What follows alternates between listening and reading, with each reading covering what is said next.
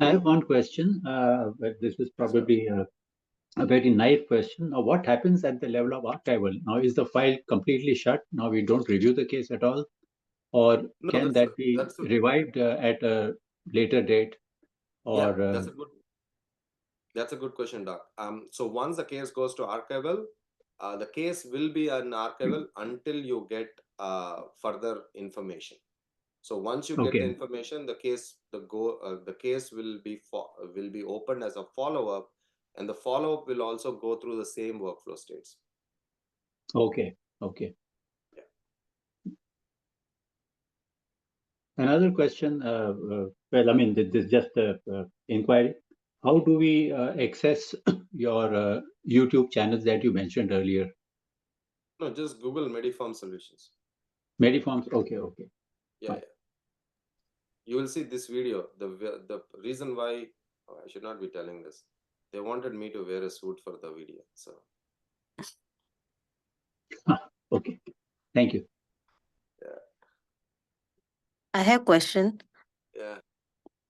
So, when we do case processing, Hmm. any queries or follow-ups like autopsy or anything we requested, right? But it doesn't come within 7 days sometimes, right? So, what happens if it comes for that like severity 7 day report? What do we do in that It case? will, yeah. Whenever it comes, it will be considered as a follow up. Okay. You mean that if the autopsy report has not come in time, then it is not the problem at the level of pharmacovigilance. It's the pathologist's problem and so on. Yeah. So the point with pharmacovigilance is you don't need to submit. I mean, let me rephrase my statement. You always submit a case at the best of your knowledge with the best information available within time limits. If you submit something perfect and you're out of the time limits, you will still be penalized. Okay.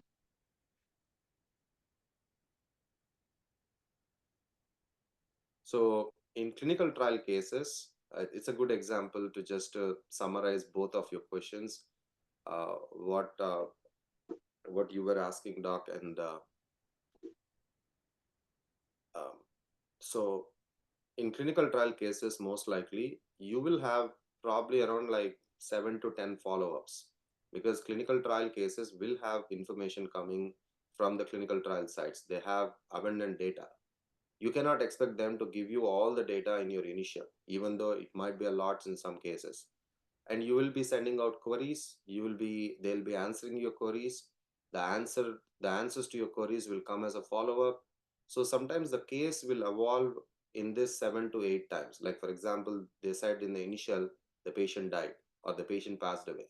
And in follow-up one, they might say, oh, the patient did not pass away. The patient was just hospitalized, but was in comatose state, was in coma. And then the following time, they can add some adverse events which they never reported in initial. So the case is never static. It always changes based on the status of the patient, and you always have to report the case within the timelines of the initial receipt date. So every follow-up, when you receive it, the initial receipt date will be set on that date. So every case initial will have its own IRD, initial receipt date, as well as the follow-up, which will have its own IRD.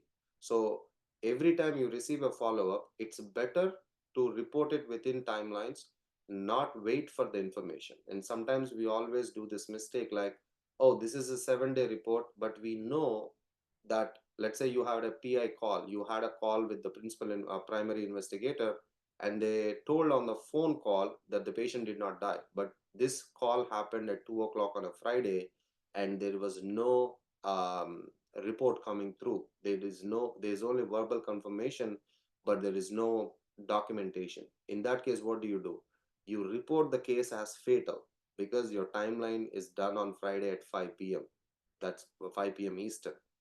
So you report the case as fatal, and let's say you receive the report on Saturday, Monday you downgrade that fatal to non-fatal, and the follow-up will go as downgrade. So you don't hold on to it and make the case late, even though you know the information.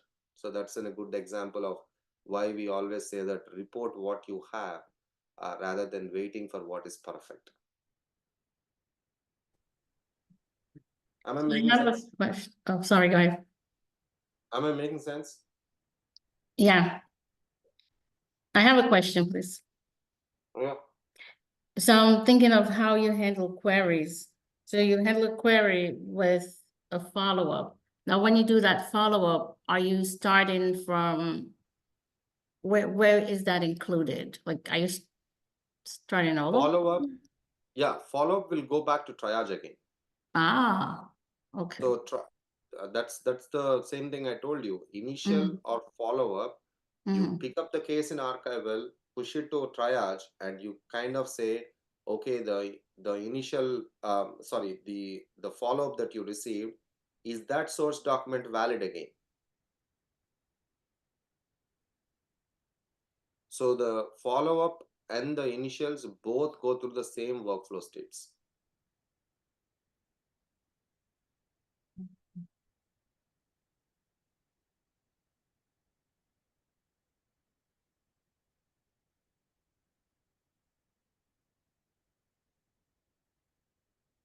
So there was a question from a few of you.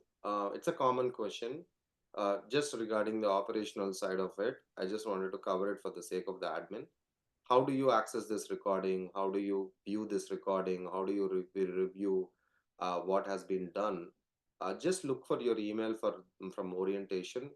That there should be a link with your username and password. You log in and go through that link. I kind of take you step by step through how to go through the recordings. And once you kind of understand how to do one record, you review one recording, it's pretty much the same with any other module. So the recordings, we cannot email it to you because of the volume of the record. It's more than probably what email can do.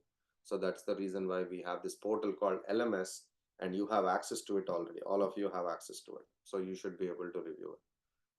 All right, guys, any other questions? I have a question. Sure. Yeah, in ICSR, you just mentioned signal detection. So can you just explain more about it? Like, what is signal detection? I laughed because signal management is a completely different, I would say, different field in pharmacovigilance. Okay. It's a skill that you can develop. So let me kind of give you a brief of what a signal is. The signal is the strength between the drug event combination. Let's say you have a drug. It's supposed to the drug mechanism of action is its indication is, let's say for example, it's on prostate cancer. It's supposed to work against prostate cancer cells, and its mechanism of action is basically its pharmacodynamics or kinetics depends on getting metabolized to liver, excreted through urine. So that's how the drug will go into its active ingredient form so that it can do its mechanism of action. Making sense so far? So in this pathway, in this getting metabolized and excreted, it is bound to have some side effects based on mechanism of action of the drug.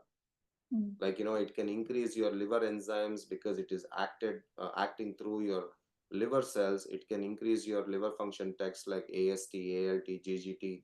All those liver enzymes can be elevated. So it's, if your drug is really acting good, it is supposed to do some elevation, not to a point that you have bilirubin twice and you have jaundice, but it should kind of be above normal, right? So this causation between the drug and the adverse event can be a signal.